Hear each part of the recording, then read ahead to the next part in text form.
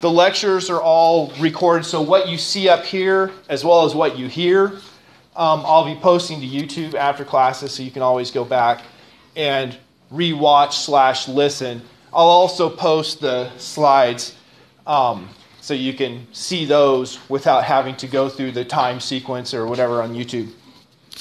That's just so people can have a chance to catch something if they miss it, or if you have to miss class, you can still watch class. Today I'm going to go over what the class is about, that kind of thing. And then we'll start with some, well, it's not really physics, but introductory material background that you need for physics. So I'm pretty sure everyone knows, this is the right class. Every now and then, even this part or later, somebody says, oh, wait a minute, this isn't the class I was supposed to be in. Okay, so starting out with the syllabus. You should all have a syllabus except for Chad, right? Yeah, you got the wrong one. Give it to Cassie. Yours is slightly different, so I'll get you one later. Sorry. Okay, so the first thing here is, what are the materials for the class? First thing is our textbook, College Physics from OpenStax. Now I have with me here the previous version of the textbook. It was published by Brooks Cole. OpenStax is a group that is trying to make free college textbooks for people. And so they purchased the textbook and now have made it free. You can buy a paper copy, which they tell me, they wouldn't give me one, but they tell me is the same quality as this. And it's $50 if you want to buy a paper copy of the textbook. But the textbook is free. The link is, well, if you look here, I made a Google shortcut for it. The quickest way to get to the textbook is simply to go to the Google page and click the link for the textbook. So this here is an old version. You also should have the physics lab guide, written by me. And our first lab is tomorrow at 2, so make sure you pick this up before coming to lab tomorrow. Times, my office hours are shown here, 8:30 to 10:30, Monday, Tuesday, Wednesday, and Friday. And then in the afternoons on Monday and Wednesday, obviously Tuesday will be in lab. So if you can find me in the office some other time, come on in, right? Helping students is a top priority of a teacher. So if I'm in there, come on in, unless, of course, I'm in deep conversation with another student, you don't want to interrupt that. As far as class times, we have class here in this classroom, 10:30 Monday, Wednesday, Friday. Lab in this same classroom at 2 p.m. on Tuesdays, 2 to 5. And then for people who are in 251, we'll meet in this classroom again right after chapel on Tuesdays. Well, and even if there's not chapel, it'll still be 11:30 on Tuesday. So this one on Tuesday is only for people in Physics 251. Course objectives, what are my goals in this class? My goals in this class are, well, number one, it turns out virtually no one in this class is a physics major. And so if there was a physics major here, a goal would be to help prepare them for their physics curriculum.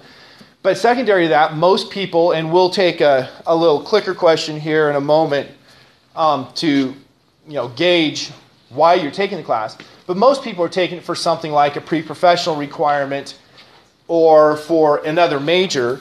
And so my goals are largely toward that, helping people who are pre-professional or working for another major. And so I want students to develop, number one, an understanding of the concepts involved in physics. Physics is a lot about ideas and critical thinking. In fact, some of you hopefully are pre-dent, and the dental admission test doesn't include physics on it. And so we often will ask the dental schools, okay, so why do you require physics? I mean, as a physics teacher, of course, I want my class to be required for everyone because I know it's going to help them. But, we ask why, and they say, basically, physics helps the students develop critical thinking skills. In physics, you're not going to be asked to memorize things. You're not going to be asked to memorize equations or memorize constants. what you're going to do is get a question that you haven't seen before. It'll be similar, it'll be the same ideas, but you haven't seen before, and you have to figure out, okay, how do these things fit together? What laws of nature are going to be... Sorry, I don't have any syllabi here. Cool. Take care of it a little bit. What laws of nature are in play and how do they fit together? That's where the real physics is. And so we're trying to develop that skill as our primary thing, the thinking part. And hopefully you'll become more curious about nature.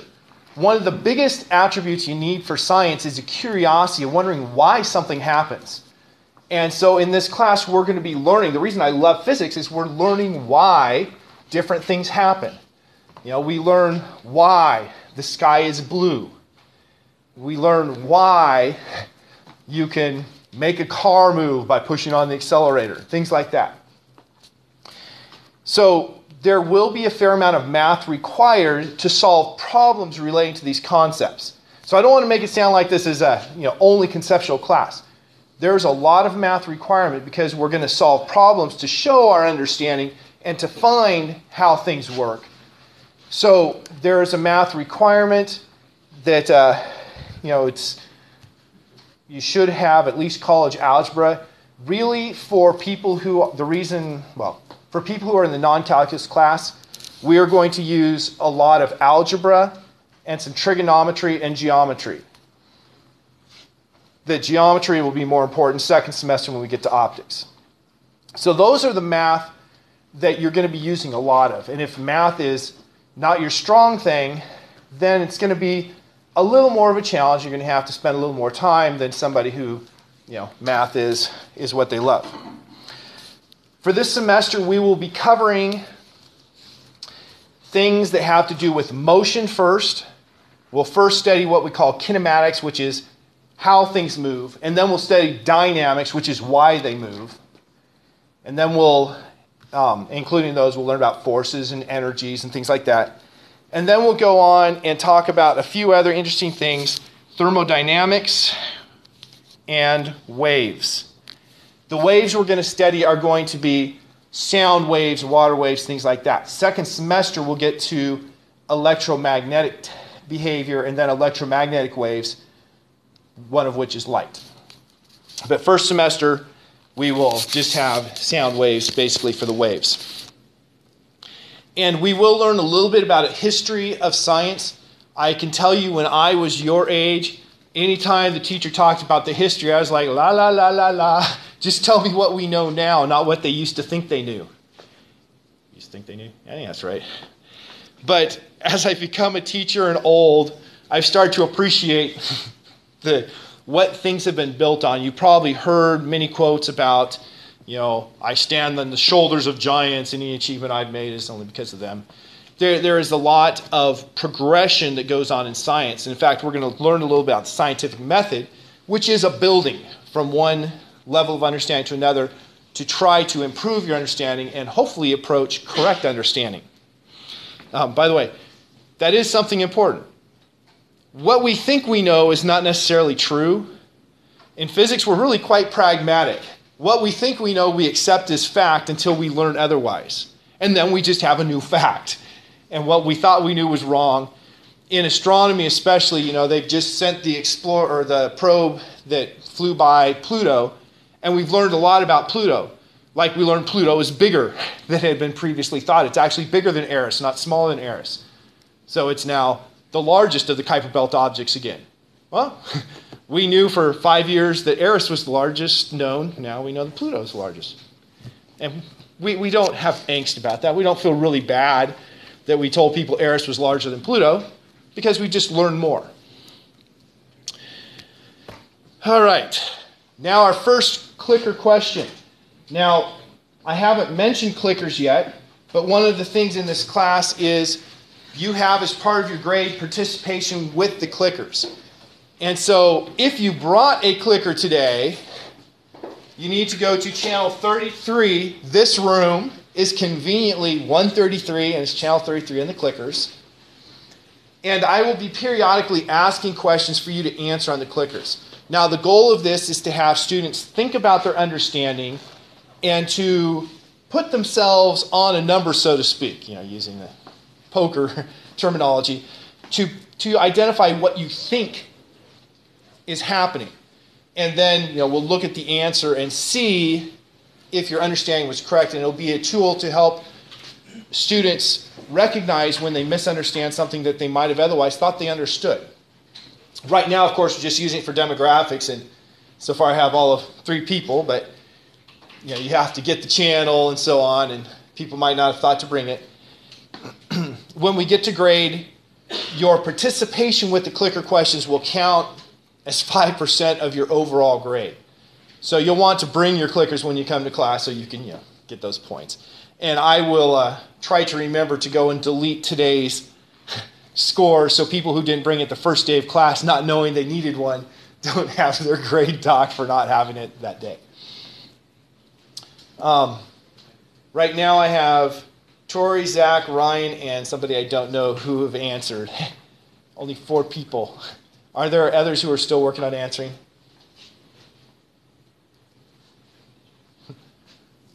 I'll take that as a no. And with our massive sample of 4, we have somebody. Yeah.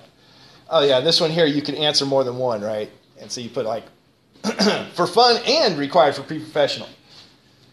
So of our small sampling, clearly not a scientifically viable number here. We have 2 people out of 4. They're taking it for fun. That's awesome because I, of course, think physics is super fun.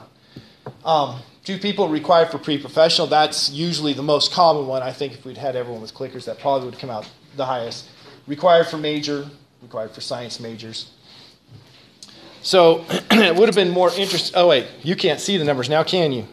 1, 0, 2, 1, 0, 2. I forgot that you couldn't see those. So if we had more clickers, it'd make more sense. This delay drives me nuts, but I could change the program to one that works faster but doesn't have as much ability. I thought about it. Okay, this next one, classroom decorum, basically that's saying be polite, don't be disruptive, and don't be rude. In one of my classes last year, I had a student who was sitting there on his cell phone during the entire class, every day. And I would keep telling him to put it away. And finally at the end of the semester, oh, what? Like, am I not supposed to be using my cell phone during class? Yes, that's exactly what it says in the syllabus. So please don't. Now, this is not decorum, but it reminds me, we have a policy in this building that in our laboratory rooms, at the laboratory desks, we don't allow food or drink. And the reason for that is because every classroom on that side of me, it would be a safety issue. And we decided to make the same policy for all the rooms just so there's no confusion. Everybody can come in and say, lab tables, can't have food or drink. And I see a lot of you have food and or drink at your tables. I'm not going to tell you to take it away right now, but for future classes, please don't take food or drink back there. And like I said, it's not a safety issue in this classroom. I don't have any dangerous chemicals that I splash on the tables. But it's a policy that we have enacted for the entire building. And so the 2 of us here, engineering and physics, I feel silly as can be trying to enforce the policy, but that's it. Okay, accommodations. If you have a learning difference, it's your responsibility to go over to the Teaching Learning Center and they will help work you through the process of getting the accommodations appropriate to you. So that's just a reminder, if you have a learning difference, what you need to do. By the way, if you have questions, because I'm like totally doing a monologue here, if you have questions, shoot up the hand, let me know. This one here is always annoying. Academic integrity. Bottom line is don't cheat, right? Everybody knows that. But the subtext is what defines cheating. And different people have different expectations of what is dishonest and what's honest. So I have some simple things to try to delineate what is appropriate and what is not. First, when you're doing homework, it's beneficial to work with a classmate because, as Steve Martin taught us, 2 brains are better than 1. So you're working on a problem, and let's say Jaron, right? Jaron totally understands this problem, and Hannah has no clue. And so Jaron explains to Hannah how it works. And then they go to the next one, and Hannah totally understands it. Jaron has no clue. And so Hannah explains to Jaron. And in the process, both students are improving their understanding. Right? So it's really beneficial to work with other people on the homework. But what is not beneficial is if, Jaron totally understands the first one, so he just says, oh, here's the answer. And so she just, puts down the answer. And then the second one he doesn't understand, she says, well, here's the answer. And he just puts the answer. That didn't help either of them. So that would be a no-no. You want each person to, in the end, do their own work. You're working together so you can help teach each other, not to just do the other person's work. Now, in lab, it becomes a little more fuzzy because in lab, you're going to be working with a partner. And you're going to be doing everything together. But then in your write-up, you're going to have things like, so what did I learn from this experiment? Well, what you learned is not what your partner learned. So even though you've been working with your partner, doing all of your calculations and analysis together, when you're writing down what you learned, you should write down what you learned, not what your partner learned. Okay, so it's pretty simple, and obviously, like when you're taking a test, you don't copy, you don't have notes on your calculator that you call up, you can't have your cell phone with you during tests for the obvious reason that it could prove problematic. If there is a case where there's suspected academic dishonesty, then I'll talk to the student, and after things are settled, I'll let the academic dean know the outcomes. That's actually for a really good reason. There have been cases where a student got caught cheating in every class, but every teacher handled it themselves and didn't tell the academic dean, and then they get recommended for I think the case in hand was medical school. Go to medical school, get caught cheating, and they call back to the college. How did that happen? Well, he did cheat in my class. Oh, he did cheat in my... And they find out everybody's, he cheated in all of our classes? And so that's why we inform the academic dean. So if there is a problem that is repeated over and over, it's documented rather than nobody knows that it's a continuing problem. So, how do you get grades in this class? I already talked about that clicker participation. You get graded based on the number of days when you answered more than 60% of the clicker questions. Usually that's going to mean all of them or all but one of them. So basically, it's just the way that it's set up for the recording to make it simple. Then there's reading quizzes. On Moodle, before each lecture where I'm lecturing, which is most class days, you will need to go and do a quiz before you come to class. It's due 5 minutes before class starts to make sure somebody doesn't come to class late because they were trying to finish it up. It's called a reading quiz because it's just basically quotes from the textbook. The goal is to make sure you've looked over the material, done your part before coming to class. Then there's, and you can take that 5 times. So if you don't get 100% the first time, take it again.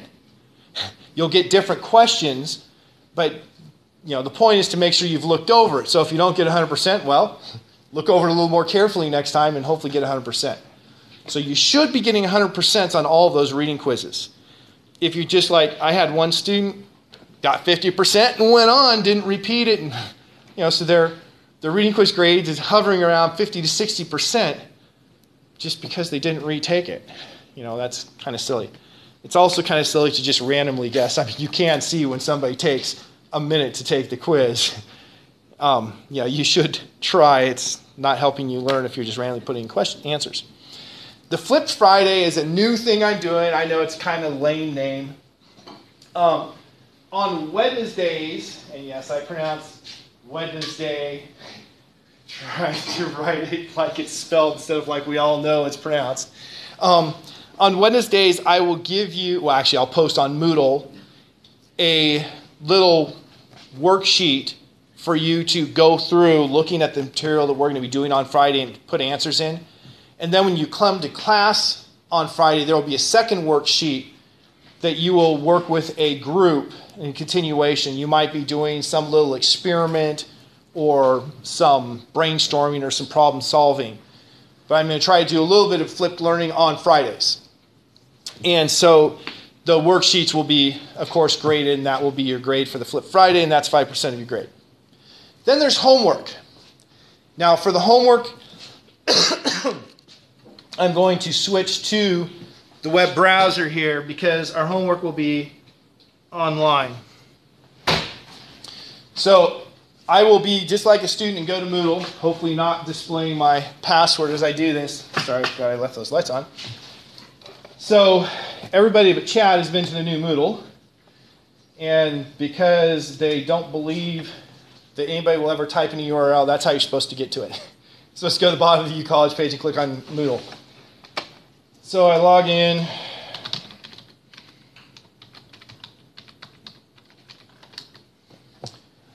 And of course, it pops up our classes, and here's Physics 151.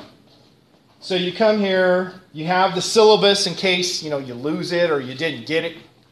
You got syllabus for the 2 classes, the schedule for classes, a link for the textbook. So if I wanted to go to the textbook, I can just click that link, and here it takes me to the textbook and go to the content, like chapter 1, section 1. Whoops, I can click, trust me. And there you have the textbook, right? So that's pretty simple to get to the textbook. News forum where I will post any important messages like, I'm sorry. The homework site. Let's say you're in Physics 151. I'm just clicking this link. Here's the link for registration. Here's the student class code. So I'll copy the student class code and click that registration link. I'll of course paste, but it won't be perfect because it's 2 boxes and you got to take out the dash. You put that in and it comes here. Now you put in your email address, and I'm not going to continue on. It's just continuation of putting in information. And you can get 14 days free. So you can go in today and log in, create your account in the appropriate class. Note that there are different, I'm on the wrong one, you can't see. There are different course codes for Physics 251 compared to Physics 151, so make sure you go to the right one.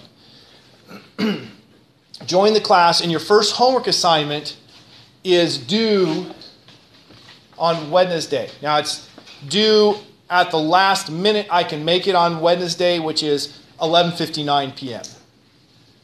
So Wednesday, 11:59, the first homework assignment is due. The first homework assignment is just an assignment on how to use the homework site.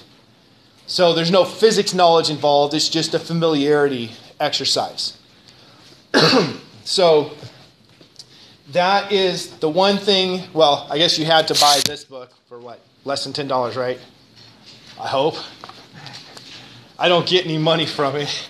And then this here, which is somewhere in the ballpark of $30 per semester. And I can have the bookstore, if you want to put it on your college bill, I can have the bookstore purchase some licenses to sell to you, or you can just pay it on a credit card directly from the site and not go through the bookstore. In class on Wednesday, I will actually poll how many people want me to get one from the bookstore, because they have this crazy, unhealthy plan that they won't take unused ones that they sold to the bookstore. They just send us an email with codes, but they won't take ones back that we didn't use. Pretty cheesy. So that's why I want to know the number that want them. Any questions about the homework site there? Or the textbook? Zach? How do we know when there's homework? Is it always homework? Yeah, how do we know there's always homework? That's right. There are 3 ways, starting with the simplest and most obvious and going to the most accurate. The simplest and most obvious is following every lecture where I am delivering new content, there will be a homework. Now, the homework is actually not going to be over just that lecture. I'm going to have homework problems that go back as much as 2 weeks in the past. Learning research indicates that having review of topics helps you learn it better than just having the new topic each time. But after every lecture where I presented material, there will be a homework assignment. The other two ways, probably the next most accurate, is to check on Moodle. It should have there in the Moodle calendar the homework assignments. Right now, only the first one is there. And the third and most accurate is to go to the expert TA site, because if there's a homework assignment, it will be there. And so that one is the most accurate. And as far as timing, the reading quizzes, if I don't get a reading quiz up at least 24 hours before it's due, that is, if I don't get it up by 10:30 on Tuesday or Thursday or Sunday, then I won't have a reading quiz, because I don't want to have people having to check like every 5 minutes, is it there yet, is it there yet, is it there yet? With the homework, I should always get the homework up by the night after the lecture. That is, so by tonight, I should always have the one that's due 2 days from now based on today's material. The reason I have it by tonight is because I actually like to wait until after class to make the homework assignment in case I didn't cover as much as I intended. I don't want to give homework problems that are over material that I didn't get covered in class. And by the way, because this came up on a teacher evaluation, I always make more slides than I intend to cover in class just to make sure I don't run out of material. So, one person said, it'd be great if you always finished your slides. Well, if I always finish my slides, I would be going apparently super, super fast, because that would be more than I intend. Okay, coming back to my tablet here. So we have the clicker participation. I talked about the homework. I talked about the reading quizzes already. It is important to note the reading quizzes are open book. That doesn't mean they're open friend. That doesn't mean that I say, hey, Zach, did you get this question? What was the right answer? Right? That would once again be academic dishonesty. They're supposed to be you looked in the book and found it in the book, not you called a friend and they found it in the book for you. Excuse me. That's going to sound really good on the recording. Okay, so here, if you click those links I showed you on Moodle, it has the course codes, but here I wrote them out. This one's the Physics 251 course code, and this here is the Physics 151 course code. They're on Moodle. They're also on your syllabus. I have the right one per syllabus. That's part of the reason why I told Chad to give his to Cassie. Get the right one. Notice that the lowest Flip Friday score will be dropped. The 3 lowest homework scores will be dropped. I believe it's also the 3 lowest reading quiz scores will be dropped. And that's just so, if you miss class, you forget about it, those kinds of things, you have a little bit of leeway. You don't just have, I forgot to do the reading quiz and now I'm, going to take a big drop in the grade. You would have to miss 3 reading quizzes before it would hurt you. Of course, if you don't miss them, then your lowest scored will be dropped, and that's even more beneficial to you. Okay, moving past homework, I believe we have laboratory. And the laboratory is a very important part of this class. In lecture, I yammer at you about things, and I'll probably show some demonstrations. But as with anything in life, you need to be convinced for yourself. You need to be like my mind goes blank. They searched the scriptures daily to see if these things were true. I can't remember the name of those people now. Bereans, yes, like the Bereans. You need to study and make sure that you believe the physics. In fact, research shows that your top students can get all the right answers, but then when you probe them on their understanding, it comes down to, well, the teacher says it's this way. Now, I know it goes this way, but the teacher says it's this way, so for the teacher, I write what the teacher wants.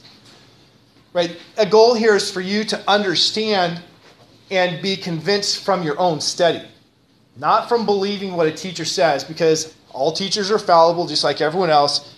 We may misspeak, we may misunderstand. The goal is for you to develop your own understanding. It's part of what college is about, right? Learning on your own. So make sure that you have developed your own understanding, and laboratory is one of the ways that we try to get that to happen in physics. So in the laboratory experiments, you will be testing things that I have talked about in class and seeing what the outcomes are. Not having the teacher come in and modify things or push things, and hopefully seeing convincing evidence that this is the way nature works. So it's a very important part of the class. It makes up 25% of your final grade, and there are no dropped labs. Now, if you have to miss lab for a reason, I am very lenient on you can make up labs. There's no late homework. If you miss homework because you were sick, well, that's one of your drop homeworks. If you miss homework because your car broke, whatever, that's just one of your drops. With lab, if you miss lab for some reason, I will let you make it up, so you can get that grade.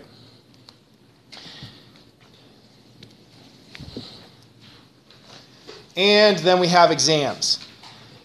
Because of requests from students last year, we have one more exam. We're going to have a total of 4 midterm exams and 1 final exam. The exam questions, of course, will cover whatever material it says in the syllabus it covers. And of those 5 exams, including the final exam, the top 4 exam grades will count toward your final grade. The top 4 exams will be combined to give 50% of your final grade. So it doesn't matter which one you drop, you can drop the final. So like after the first 4 exams, if you have an A, then you don't need to take the final exam because you know it's not going to help your grade. There's also, if you have like the very lowest possible B, it wouldn't help your grade to take the final exam because there'd be no way to raise it to anything higher than that. So it gives you a little bit of comfort that going into the final exam, you cannot lower your grade, you can only raise it because your score at that point will be calculated based on the first 4. Right. So are you comfortable if we have an A, we don't come in and take it at all? Yes, I am. You're not going to be offended? Nope. Nope. And I mean, people with A's, I recommend, if you've got other things to do, you have shown that you understand the physics, right? People with D's, I don't feel so, yeah, you got a D. Why would you want it? Anyway. Grading the exam questions. The answers are not the important thing to me. Now, if you're an engineer, and I know we have a number of people who are studying engineering, answers are really important for engineers, right? You do the calculation wrong and the stress in the bridge falls, that's really bad. Or you guys probably know about the situation down in Kansas City, actually, 40 years ago now, where they had a walkway in a hotel, and the architect designed it safely. And it was the person who was doing construction who said, it won't matter. The architect had a beam coming down like this with a walkway there and a walkway there. And the construction person said, you know what? That's a really long beam. I can save money by using 2 shorter beams. And so the architect instead made one beam like this and one beam like this. So, the walkway was holding those together. The problem with that was now this pin is holding up both walkways. And so they were having a party and the walkway collapsed, killing a lot of people. And it was because it was actually the construction person didn't follow the blueprints, didn't understand the physics involved, didn't think it would make a difference. Okay, so it does matter for engineering. I did all that just to say answers really matter for engineers. But for me in physics, where I'm trying to look at your understanding of concepts, the answers aren't as important. So in grading your problems, I typically give just 1 point for having the correct answer. Now, if you have no explanation, just have the right answer circled, that would be nothing because that would indicate a guess as far as I have evidence. You'll get 2 points for drawing an appropriate figure to illustrate what's happening in the problem. Now, it needs to be an appropriate figure that illustrates what's happening in the problem, not just, Well, I drew an apple. It's a figure. Right, it needs to be appropriate. You get 3 points for explaining how the physics works in the problem. 2 points for identifying the correct equations that go with that physics. And 2 points for doing the correct math. Now, if a problem is a purely conceptual problem, that is, it only requires an explanation, then the points from these other things that aren't included will go into the concept points. So like if you don't have to have a figure for a problem, there will be a few, and I will indicate on the test, you don't need a figure for this. Then the 2 points from figure would go into concept, and that would be 5 points for the concept. Or if there's no equations involved, those 2 points go into concept. So the concept gets more and more valuable if you have things that are not needed. Does everybody understand that grading of the test questions? It's really important because like first test, there's always somebody who didn't understand, and they know what's going on, and they just do a quick calculation and circle the right answer, don't have any words, don't have any explanation. And the fact is, I know they probably understood it, but I'm grading on their explanation to show that they understood it, and so that hurts their grade. And I don't like hurting grades. Okay. I believe that brings us to the schedule of events. I hope this delay slays me. Oh, no. Attendance. I do have a unique attendance policy. The history, I think, is funny. I used to never take attendance, and then I became chair of faculty senate. And as chair of faculty senate, I figured I'd better read the faculty handbook. And it said that the responsibility of faculty members was to take attendance at every class period. And so I told everyone it was required, and I started taking attendance. Well, after I told everyone, they changed the handbook, so it's no longer a requirement for teachers to take attendance. But at that point, I had started my trend here. And so I don't really believe in giving credit for trying. I believe in giving credit for learning. But this is the one place where I give credit for trying. If you have, quote, perfect, end quote, attendance, then I will give you a 2% boost to your final grade. Now, what is perfect attendance? Union College rules dictate that for every time you meet in a week, you're allowed 1 excused absence. So for people in physics, 151, we meet 3 hours in lecture.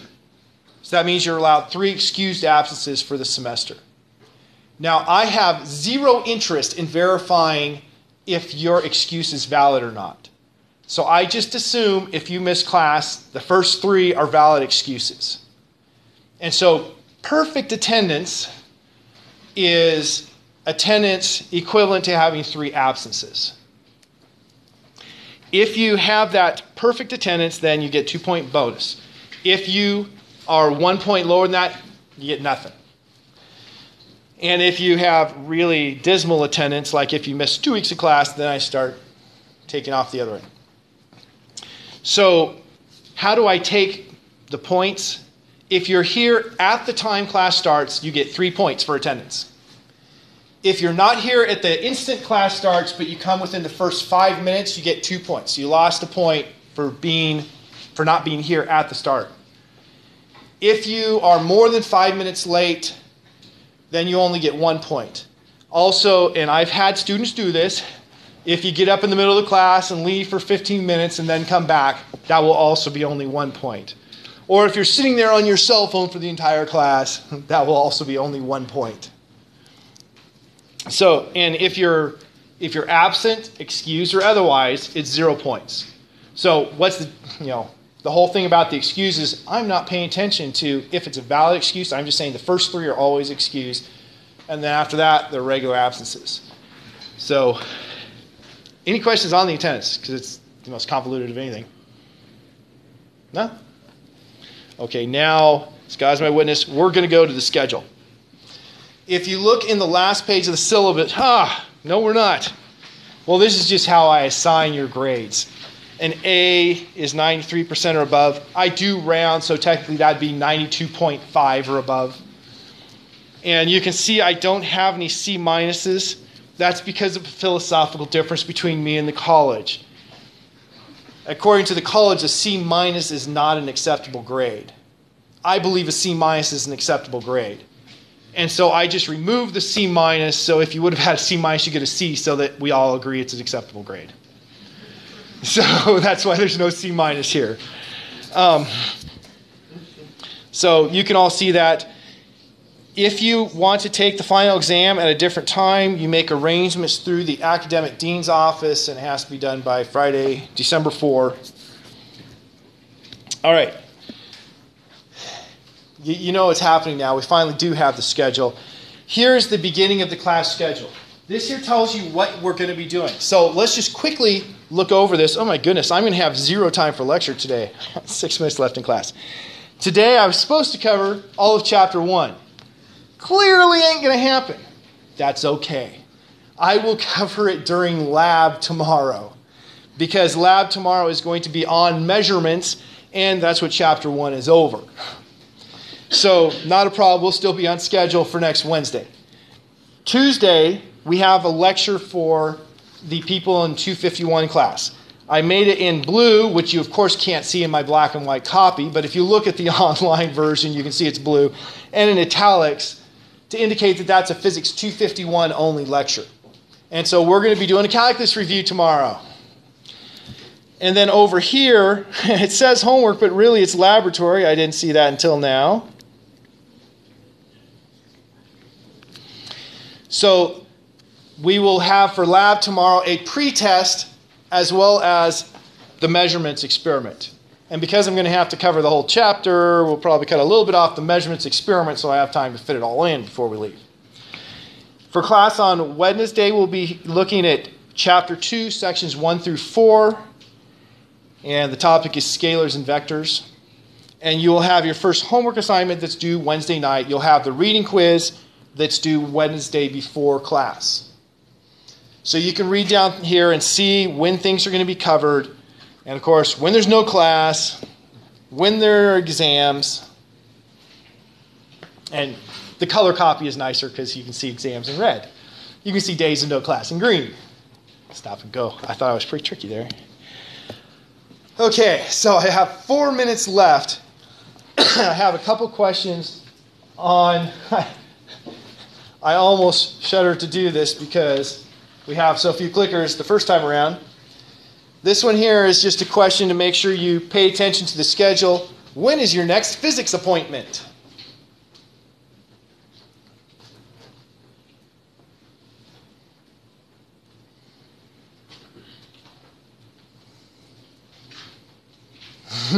Well, the same 4 people who answered before answered. Just go from there. 02200. Those people are all correct. Because if you're in Physics 251, your next appointment is at 11:30 tomorrow, here. If you're in Physics 151, your next appointment is at 2 p.m. tomorrow, here. So it depends on which class you were in, which was the correct answer, and I'm assuming that the people who answered the appropriate for their situation. 2 minutes left. When is your first assignment? Those 4 people are holding up the banner for everyone.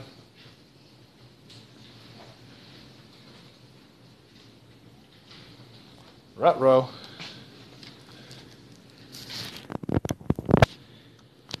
We had one person that forgot about the reading quiz. This is the next assignment that's due.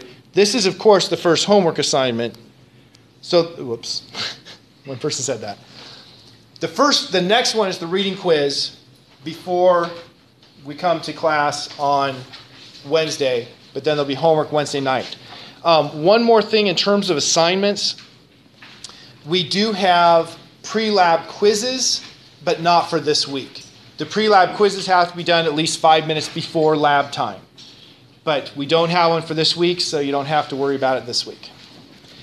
And I believe that I am going to stop right. I got to see what the next slide is because apparently my memory is all kinds of bad.